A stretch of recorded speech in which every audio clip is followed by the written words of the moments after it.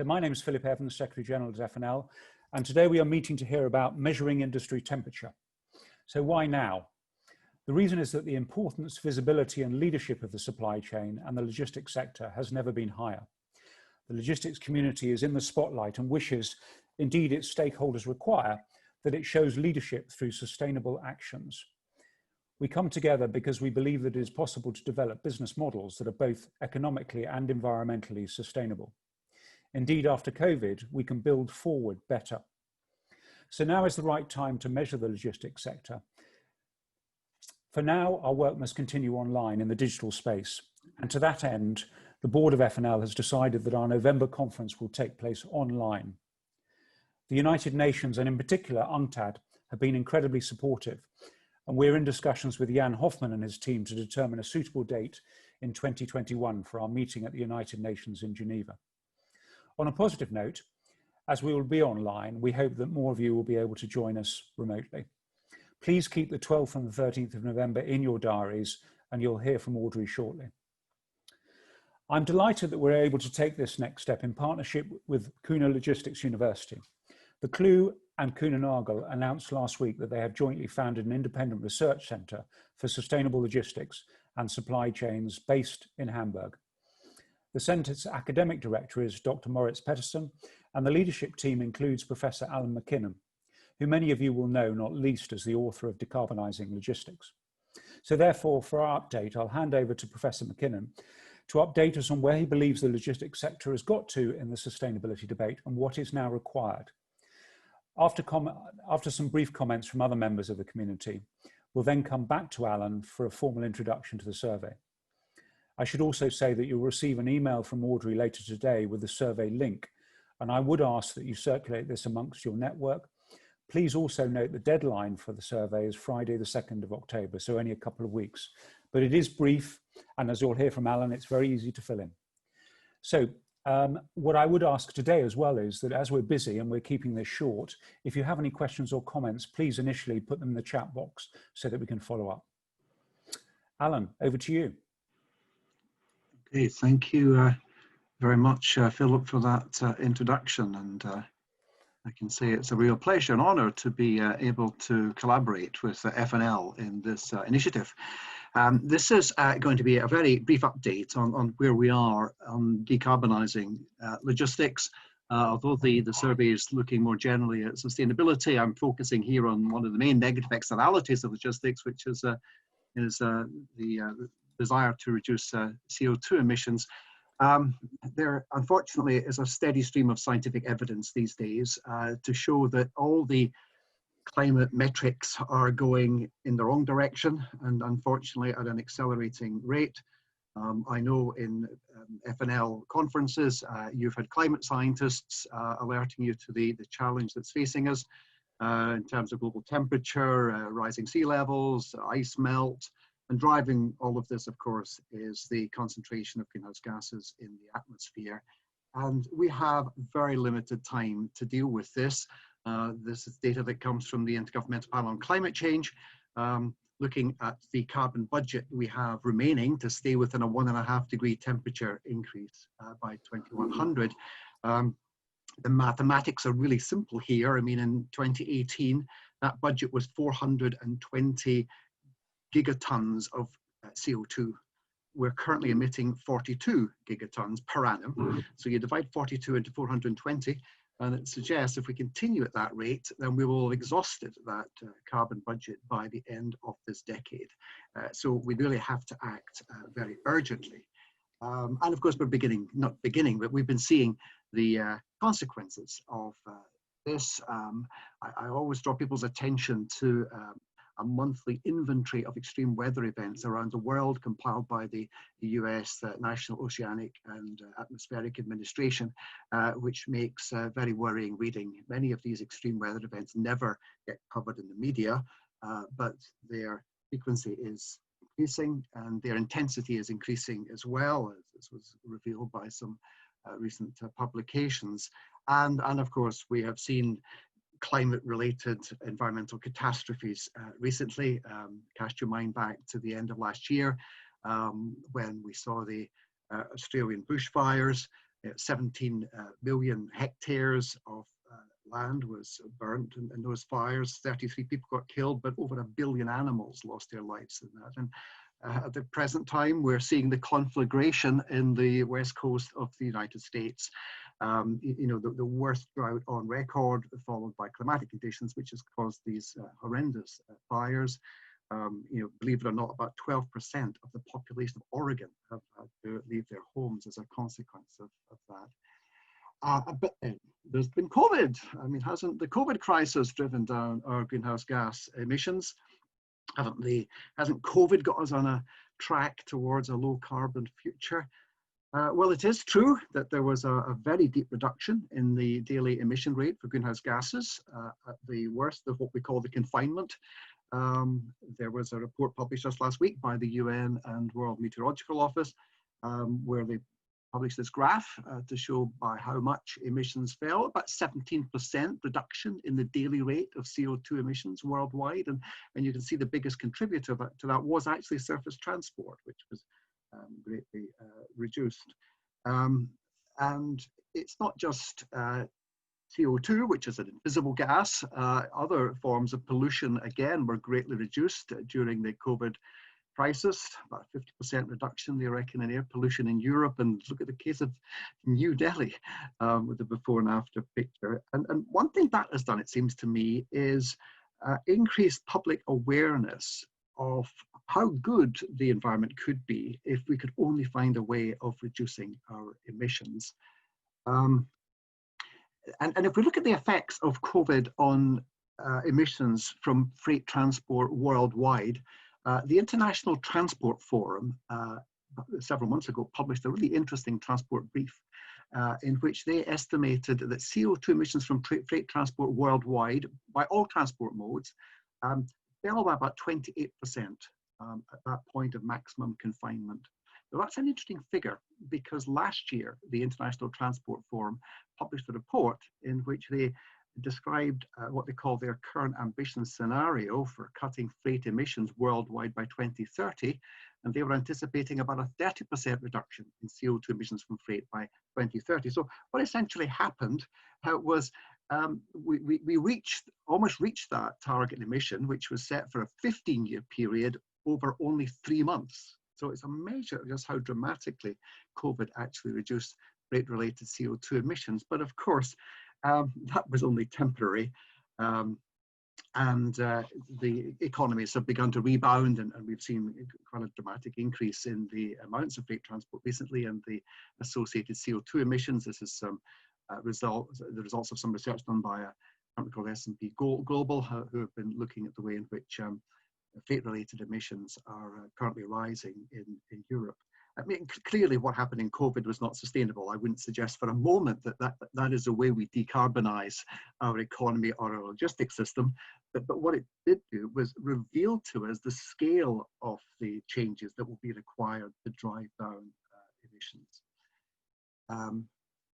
And again, if one looks at this more generally for the economy, not just for transport, what you see is that what happened during COVID is really a blip in the trend.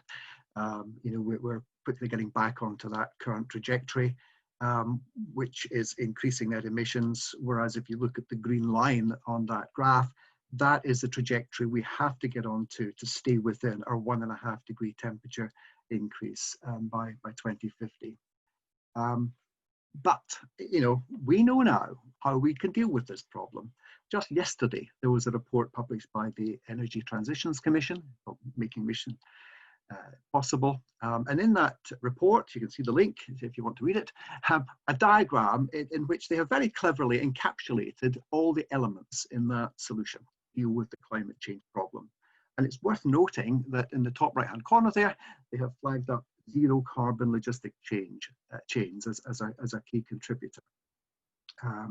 The issue now is obviously to see all of that applied, and it is already being widely applied by the business world. Another report I would draw your attention to came from the World Business Council for Sustainable Development in June this year, in which they set out, I think, quite clearly, what the business community needs to do for us to achieve the dramatic reductions in emissions we'll need to stay within our carbon budgets.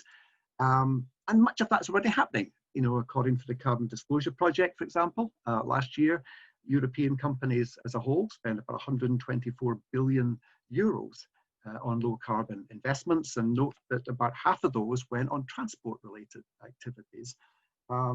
We've also seen a dramatic increase in the number of companies that belong to the Carbon Disclosure Project and are now committed to reporting their emissions, risen from virtually nothing in the early 2000s to over 8,500 companies today, with a market capitalization of 35 trillion US dollars, and they currently emit about 31 gigatons. You know, so the industry community is very active in this area. One other very encouraging trend is the increase in the number of companies that have signed up for science-based targeting, you know, where they link their corporate targets to the climate science.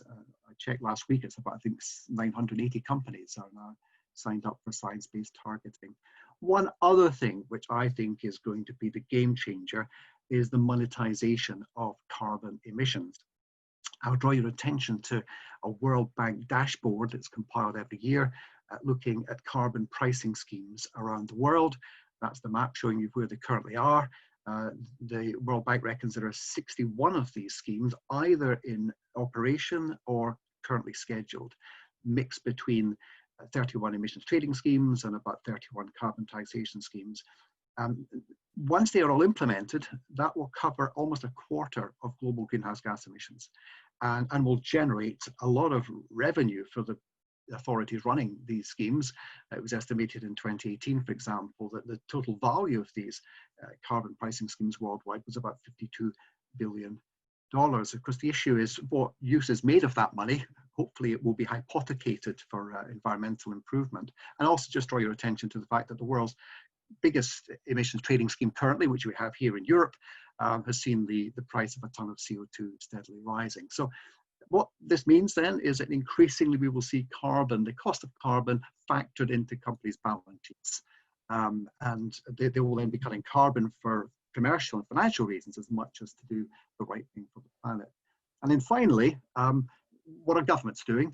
At last count, I think there are 37 countries in the world which have committed to being net zero carbon by 2050. In addition to the countries in the top list there, there is the EU Green Deal, which was announced at the end of last year, which commits Europe to being the first carbon neutral continent. And in the case of transport, you know, that built into that plan is the intention to reduce carbon emissions from transport activity, that's passenger and freight, by 90% between 2050 and between 2015 and 2050. So there's a great deal happening, both by government and also by the private sector. They're all getting their act together, clearly, but the question is all this going to be happening rapidly enough?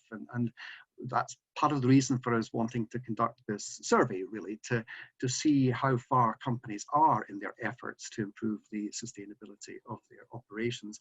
And much of that you may have found depressing, so I'll just end with maybe a more amusing slide. I mean, there's so much talk these days about the second wave of COVID. In fact, in terms of supply chains, we've probably got 3 waves to deal with, and maybe COVID will prove to be the least problematic of the 3. Okay, thank you very much. I'll hand back to you and Philip. Thank you very much, Alan. I'm not sure that final slide makes me feel any better, but there we are.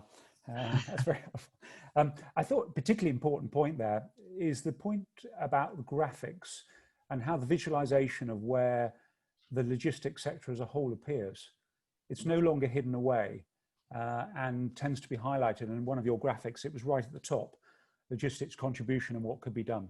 So no one's going to be hiding behind the fact that they are only a small proportion of costs or CO2 anymore, I think. So thanks, Alan. We'll be coming back to talk about the survey. If we have 1 or 2 others, I think might be contributing just briefly to this update debate.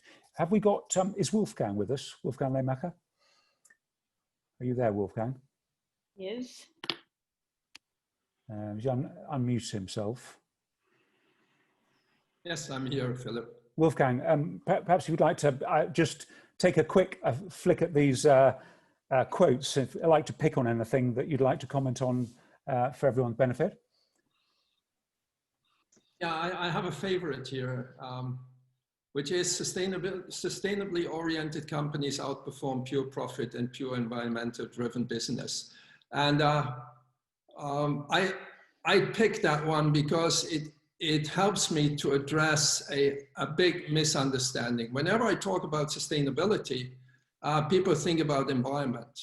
But sustainability, in fact, is the economic dimension, the social dimension, and the environmental dimension. And that's why I like that very much how this is phrased, because we cannot only focusing on the environment side, we have to focus on profit, we have to focus on the social side, we have to focus on the environment too. And I believe in the sweet spot of this. And COVID has brought a lot of pain, but it also made things clearer. And a lot of fund managers have recently started to talk about the fact that companies who focus on all these three dimensions, in fact, outperform companies that are purely oriented on profit. And the Financial Times published or reported on a study on June 13, where they said close to 6 out of 10 sustainable funds delivered higher returns than equivalent conventional funds over the past decade. And that explains why the whole ESG funds are in fact exploding in terms of popularity. So that's my favorite, Philip. Thank you very much, Wolfgang. Let's hope it's no longer an economic trade-off then with the environmental side. That sounds very positive. Excellent. Frank van Andreesen. Yeah, Vice, may I add to that? Are you there, Frank? Please. Yes, I'm there, and you can hear me? Yes, indeed. Yeah, I agree with what Wolfgang says. I would like to add to that, though. Orientation and intent alone will, of course, not cut it. At the basis, of course, it all starts with a willingness. The challenge we are facing is, even at the best will in the world, I personally believe the solutions that we need to reverse the current trend of greenhouse gas emissions from transport still rising in most countries and regions of this world. I think we need a drastic improvement, or we need a quantum leap in technologies. Yeah, where is the hydrogen truck? Where is an e-truck that can be run feasibly, that is affordable? Carriers can't afford for a truck to stand one entire shift just recharging the battery. Yeah, so there is a limited ability to use an e-truck. You can do it in city distribution, perhaps, but not for long distance. But so every little counts. I think we have to all establish an action program which is very broad. There are many levers to reduce greenhouse gas emissions from greenhouse gas emissions from transport, but there isn't one single initiative that will cut it. I would like to highlight, though, I have seen, and maybe you have as well, a study that was conducted by Boston Consulting Group in Germany, climate passes for change. And they highlighted that the biggest levers are in alternative engine technologies and carbon neutral fuels. This is where the biggest levers seem to be. I was shocked when I read that the greenhouse gas reduction potential associated with modal shift from road to rail and inland waterways, from a German perspective, is only compensating the growth that we will see in freight transport by 2030. That was a little disappointing, being a big promoter and a big fan of rail and shift to rail. But we have to be aware of that. What is the value of each of the levers available to us? The biggest one is the technology. And here I think we have to push the truck manufacturers in particular, because around about 2/3 of greenhouse gas emissions from transports come from trucks, from road transport. Road transport is the biggest emitter of greenhouse gas emissions. So we need to deal with that, not just with shift to rail, but also improving the technology itself. Thank you, Frank. I noticed one or two chats coming along quickly and agreeing wholeheartedly with your point about shift to rail, both as a positive, but also not a silver bullet. That's fantastic. Thank you, Frank. Let's move on to Willem Bulthuis. Are you there, Willem? Yes, I'm there. Thank you, Philip, and thanks for all the good contributions already. So difficult to pick out another one here. But actually, I think related also to what Frank just said, I pick up the incremental change is no longer sufficient. We need to drive exponential change. I think that's exactly what you also referred to already. And I think we can't stress it enough. It doesn't help to think about doing things 10% better, 10% different. We have to think about 10x different.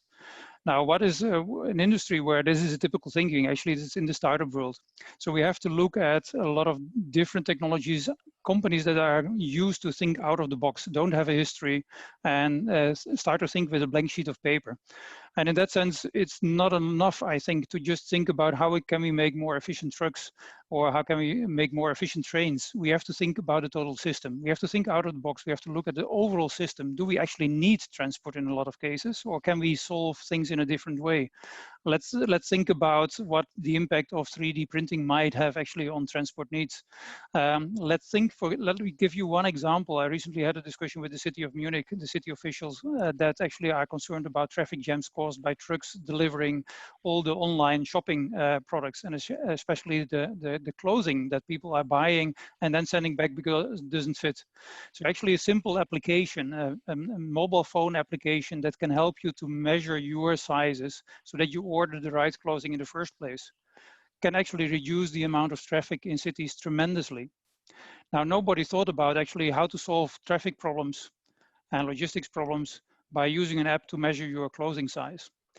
So that's just one example of thinking out of the box, thinking not about how we can make trucks more efficient, but how we can make the overall system of getting the right products and services at the right place in a different way. We have to change the holistic thinking. Only in that way we can have a 10x change in what we are doing and not a 10% or a 2% change of what we are doing. And I think for that we need to have the help of people that are used to thinking out of the box, which is usually people that are running startups and don't have a history. Thank you very much, Willem. Brilliant. A bit of lateral thinking. I thought you were going to mention green swans, but we'll come back to that one later, I think. We will do that, certainly. We'll do that another time. And there's lots of other comments, which really interesting, people coming up with ideas. Particularly interested about the Nikola development, because there's been a lot of skepticism in the press about that, but obviously some positive developments on the hydrogen trucks as well. Perhaps come back to that. So we must return to Alan, though, to stay within our time constraints. So Alan, if we could talk a little bit about the survey itself, its aims and ambitions, and try and encourage people to participate. Okay, thank you, Philip, and thank you for those very interesting interventions we had from the other speakers. I'll keep this again quite brief. It's really just introducing the survey that we're going to be undertaking. So the overall title is Taking Industry's Temperature, but it's a survey of sustainable logistics achievements and plans across the F&L membership and of course more widely across industry. These are the 8 objectives really of the survey. Partly it's to determine what the current status is of companies' sustainability initiatives and strategies relating predominantly to logistics. It's often claimed that what you do to improve the environment will also save you money. You know, that there's alignment between the environmental and commercial objectives. Again, we would like to see if that's the case based on companies' experience. We would like to see where companies currently are in measuring logistics-related emissions and in setting targets to reduce those emissions. We would like to get a sense of the pressure being exerted by a range of external agencies on companies to get them to improve their environmental performance. We want to see to what extent collaboration across the supply chain is helping companies become more environmentally sustainable. We also would like to assess the effect of digitalization on efforts, particularly to decarbonize logistics. I mentioned the Green Deal in my earlier presentation. Again, we would like to see what companies' current attitudes are to the EU Green Deal. And then finally, we have to obviously ask something about the impact of the coronavirus crisis on companies' efforts to decarbonize. So once we have got all the data and analysed it, the plan is to write a summary report. It'll be a joint F&L KLU production, which we will release at the time of the online conference in November. So there are 26 questions altogether in the questionnaire, split into 9 sections, and the sections more or less correspond to the objectives I've just mentioned to you. A lot of them relate to the current status of companies' sustainable logistics operations. In addition to substantive questions about the topics I've just mentioned, we obviously have to collect some data on the job description of the respondent and some details of the company for whom they work. And there's also an option at the end to add any additional comments. Just some general points about the survey. Some of the questions relate to the company. Others are seeking a professional opinion, if you like, from the respondent, you know, where you're making a more general assessment really of industry trends. We reckon it will take about 20 minutes to complete the survey. Again, it partly depends how much text you enter, but roughly, I mean, it's not going to be very time consuming. Only 5 of the 26 questions involve you to enter text. The rest of them all involve ticking boxes, and we've also got some slider scales in there. We've tried to make the questionnaire as interesting and as user-friendly as possible.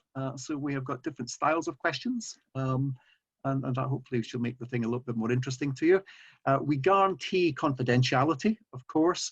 The results will be collected, they'll be aggregated, analysed, reported anonymously. We will not mention any company. Indeed, you don't have to name yourself or your company.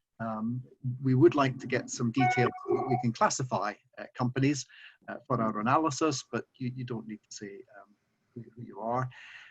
As Philip mentioned, the survey will be distributed this afternoon by email. And you have 2 weeks to complete it. We would like them all to be returned by the 2nd of October to give us enough time to do the analysis and write the report by the middle of November. If you have any queries, you can address them to my colleague in KLU, who's going to be the director, incidentally, of the new research centre that Philip mentioned in his introduction, Dr. Moritz Peterson. That's his email address.